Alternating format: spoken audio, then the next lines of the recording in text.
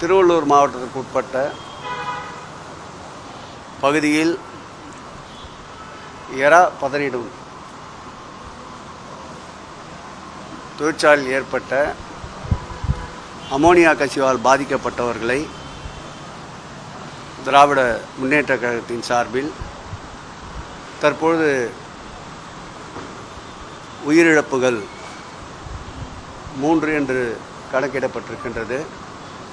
ராஜீவ்காந்தி மருத்துவமனையில் அனுமதிக்கப்பட்டிருக்கின்ற 11 பேர்களையும், அதைத் தொடர்ந்து ஸ்டான்லி மருத்துவமனையில் அனுமதிக்கப்பட்டிருக்கின்ற 7 பேர்களையும் உடல்நலம் குறித்து அந்தந்த மருத்துவக் கல்லூரியின் முதல்வரோடு அவர்களுக்கு அளிக்கப்படுகின்ற சிகிச்சை முறைகளை குறித்தும் தற்பொழுது கேட்டு அறிந்து கொண்டோம்.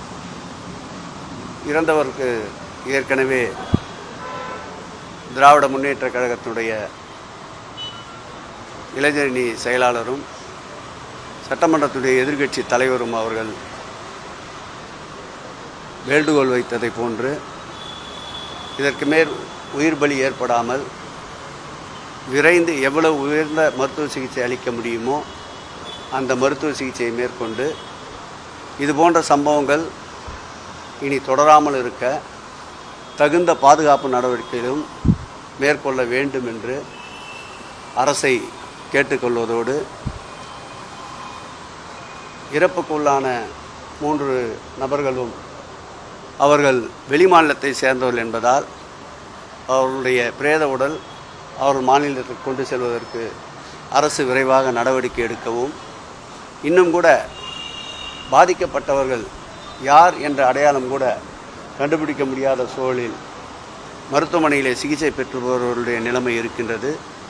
ஆகவே விரைந்து காவல்துறையை கையிலே வைத்திருக்கின்ற முதலமைச்சர் அவர்கள் சம்பந்தப்பட்ட உறவினர்களுக்கு நடந்த விபத்தை பற்றி தெரியப்படுத்தி அவர்கள் குடும்பத்தார் உடனிருந்து அவர்களுக்கு தேவையான உதவிகள் நல்வதற்குண்டான ஏற்பாட்டை போர்க்கால அடிப்படையில் மேற்கொள்ள வேண்டும் என்று அரசை கேட்டுக்கொள்கிறோம்.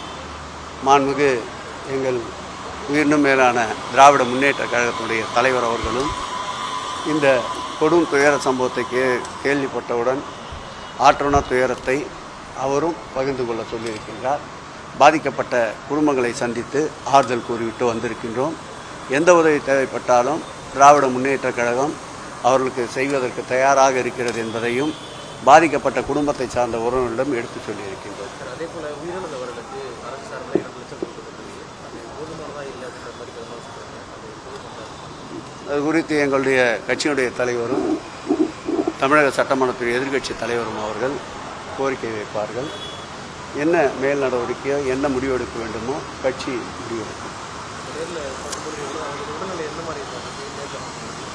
இங்கே அனுமதிக்கப்பட்டிருக்கின்ற 11 பேர்களும் வெண்டிலேட்டர் சப்போர்ட்டோடு தான் இருக்கின்றார்கள்.